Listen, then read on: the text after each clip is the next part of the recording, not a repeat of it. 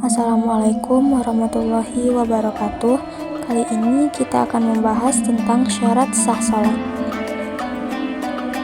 Syarat sah salat merupakan hal-hal yang mengacu pada syarat-syarat atau ketentuan-ketentuan yang harus dipenuhi agar sebuah salat dianggap sah atau valid menurut ajaran Islam.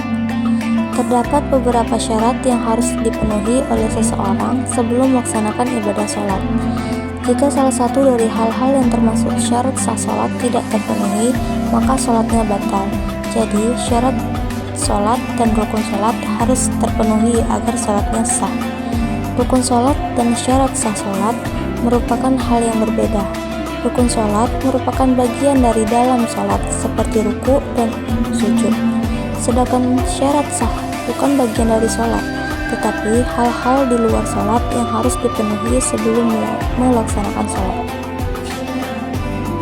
Syarat-syarat sah salat yaitu: yang pertama, suci dari hadas dan junub.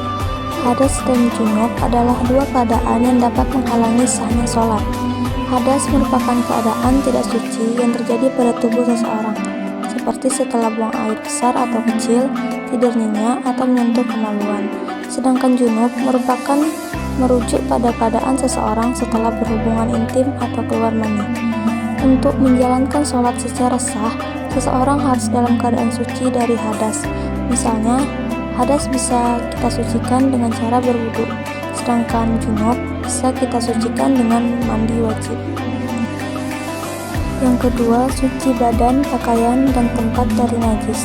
Suci badan artinya sebelum melaksanakan sholat, penting untuk memastikan bahwa tubuh tetap dalam keadaan bersih dari segala jenis kotoran seperti tanah, lumpur, atau darah.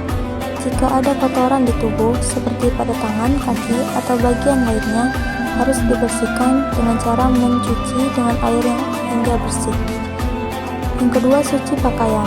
Pakaian yang dikenakan saat salat juga harus dalam keadaan bersih dari najis.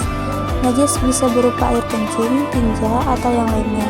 Jika pakaian terkena najis, pakaian tersebut harus dicuci hingga bersih sebelum kamu mengenakannya untuk sholat. Yang ketiga, suci tempat.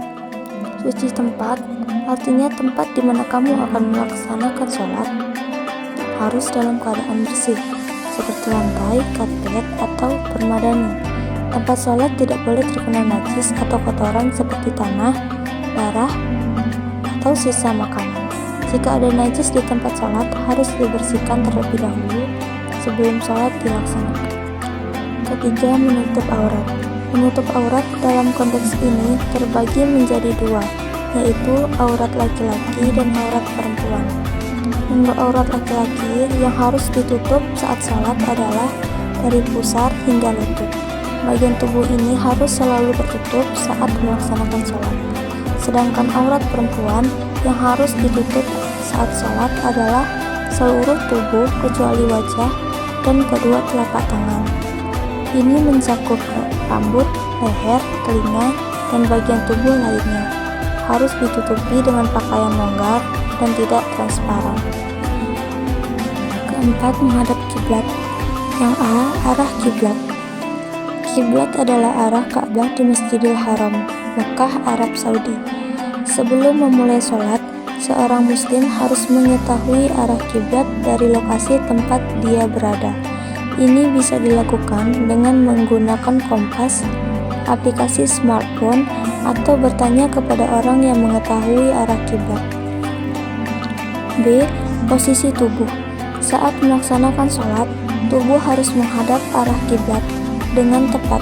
Bagi yang berada di luar ruangan, berarti tubuhnya menghadap langsung ke arah Ka'bah di Makkah.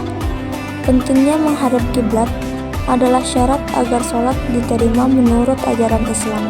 Ini merupakan ketaatan dan penghormatan kepada Allah serta tanda persatuan umat muslim yang melaksanakan ibadah sholat dalam satu arah yang sama. Yang terakhir, masuk waktu sholat. Sholat harus dilakukan pada waktu yang telah ditentukan dalam agama Islam. Untuk setiap jenis sholat, seperti sholat fardu, wajib 5 waktu, subuh, zuhur, asar, maghrib, dan isya. Setiap jenis sholat memiliki waktu-waktu tertentu di mana pelaksanaannya disyaratkan sah. Nah, misalnya, Waktu sholat subuh dimulai dari terbitnya fajar hingga terbitnya matahari. Waktu-waktu sholat ini telah ditetapkan berdasarkan pergerakan matahari dan merupakan ketentuan agama yang harus dipatuhi. Contoh lain, misalkan sholat zuhur dimulai pada jam 12 siang. Nah, kita malah mengerjakan sholat zuhur itu pada jam 10. Nah, jadi sholat kita itu tidak sah. Kenapa? Karena jam 10 itu bukan waktu sholat zuhur, dan itu belum masuk waktu sholat zuhur. Demikian pembahasan materi syarat sah sholat. Saya Senja Maharani, Mahasantriwati Ma'had Al-Jami'ah UIN Kerinci, angkatan ke-19 Takhasus Tahfiz, dengan NIM 2310 30500.